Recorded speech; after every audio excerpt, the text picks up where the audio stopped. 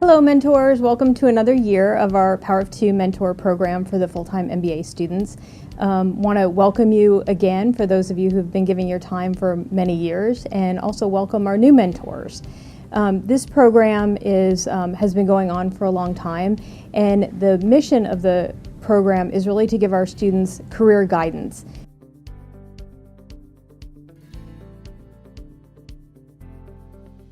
I think our relationship was so successful because I didn't approach our relationship from the perspective of wanting to get a job out of it, even though when I did meet him, he was in healthcare.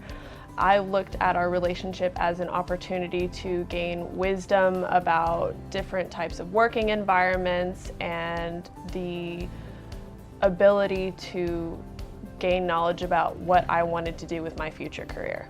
Going into the relationship not having expectations of getting a job, but actually having it be a relationship that goes forward is something you need to be able to focus on.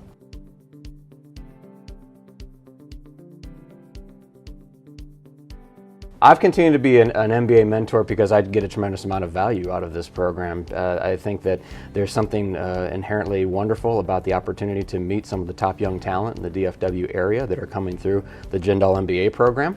I think that they are overall a very plugged in and engaged group, and for me I find it very personally rewarding to interact with these individuals year in and year out. I think that there's a lot of value to be had from both sides of the table when it comes to this relationship, and that's why I keep coming back every year. I think that this program is like so many other things in life, and that is that you will get out of it what you put into it. I've been in this program, I'm going into my 5th year in it, and I've been part of other mentor-mentee programs, and you can kind of mail it in a little bit and get almost nothing out of it, or you can really invest in it and get a heck of a lot out of it. So it's really up to you. We've got some training put together for you today, and hopefully that'll give you a little bit of a overview of what the program is like.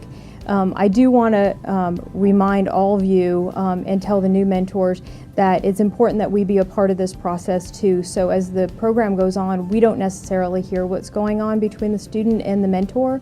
So we expect regular communication, and we expect that to be initiated by the student. If for some reason that's not happening, or something does happen that concerns you, please reach out. We want to know what's going on with our student. We want to be able to give feedback to the students, and certainly use that to help the student and the program. So if you have any questions, reach out to us, and we look forward to another great year. Thank you.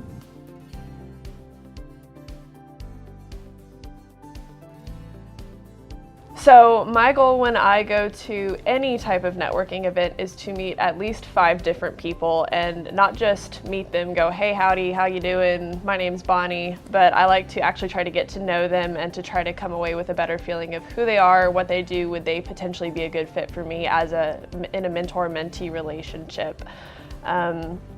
So when I go around these events, sometimes if you know the industry that you're looking for, it can be prudent to meet people from that industry, but I also recommend for people to try to meet people who are from other different industries, because you would be really surprised at how much valuable information there can be gleaned from multiple different types of industries that could ultimately help you in your career.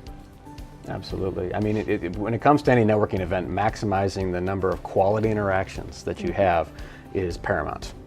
Just because you might be targeting, for example, healthcare or supply chain or the transportation industry, there may or may not be someone on the mentor side at the meeting who is in that area right now. But as we know, when it comes to networking, it's not necessarily where that person is now or where they work or whatever, but it's their network as well. And so you might be a connection away from finding someone who might be a really good contact for you to make. And so just because a certain person that you meet isn't in a specific area that you're targeting right now, maybe you'll find yourself targeting it down the road, and or maybe that person is aware of someone who they can potentially introduce you to. So quality interactions as much as you possibly can. As far as the mentors go, as you're meeting various mentees, they often will come and have really good conversations with you. Help them meet other mentees, especially after you've had a chance to meet them for 5 or 10 minutes. Help get them introduced to someone else so that they can maximize their amount of interactions as well. From the mentor side, understand that there's a lot of really good mentors in the room, and there's a lot of really good students in the room. And when it comes time to get your assigned mentee, it's always best if you've actually met that person. And as the more people you can, again, have those quality interactions with, the better I think it'll go for you in the end. And it sets the table for a really good relationship with whoever ends up being your mentee.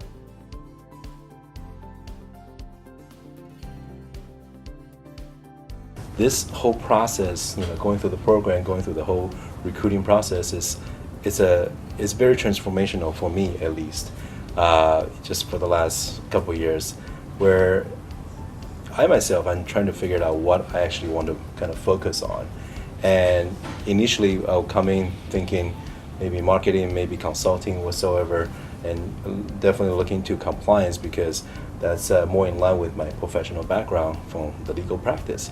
Yet at the same time, just talking to your connection as well as talking to you actually exposed me to a lot more other areas where my background and interests kind of grow into. So I thought just the whole process has been very positive and educational, and having those conversations is definitely is a good positive build up towards whatever I eventually end up going to do.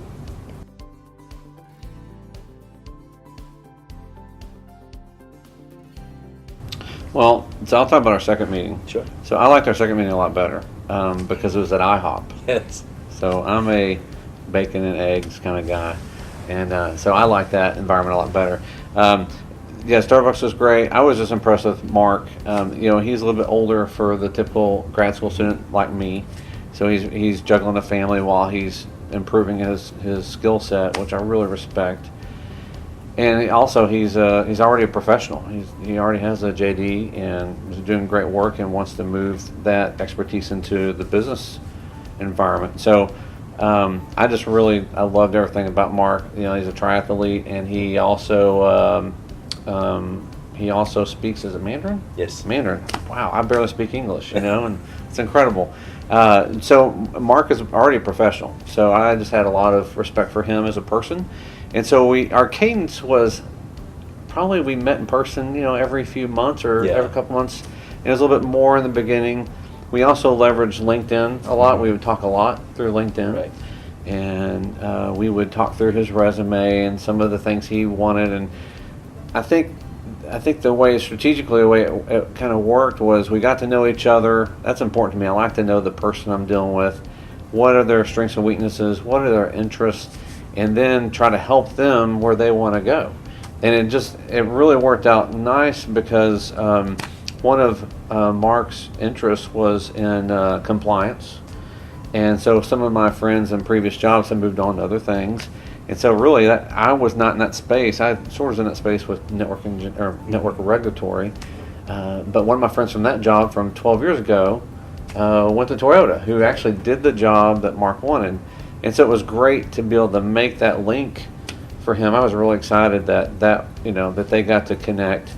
And then some people within my own company, I was able to reach out to some senior leaders that I knew from other jobs that had moved roles and had a good intersection with what he was interested in.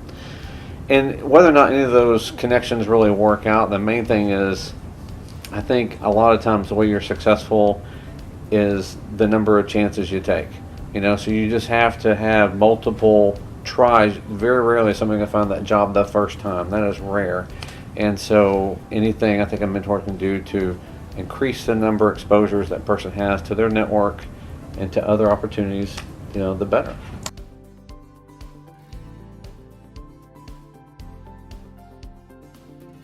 So as far as the relationship goes, I do think that the mentee's in the driver's seat, and he or she needs to bring to the table what they want from it. What do they need? Because as a mentor, you just don't know how you can best serve the mentee. And so once you find out the things that they're most interested in, the careers that they're interested in, then you can take it from there. And same thing with the cadence of the meetings. The mentee should generally drive that. If you don't, say you have your initial meeting, that's usually top-down driven, but after that point, it's largely up to the people in the relationship to drive the meetings. If there is a lull, you can reach out to the program office and ask for help, because maybe it's not a good connection. Maybe there's other things going on that the mentor doesn't really know about. So, as I understand it, the program office can come alongside and help and either get them plugged in with the mentor or get them to a better relationship that works for them.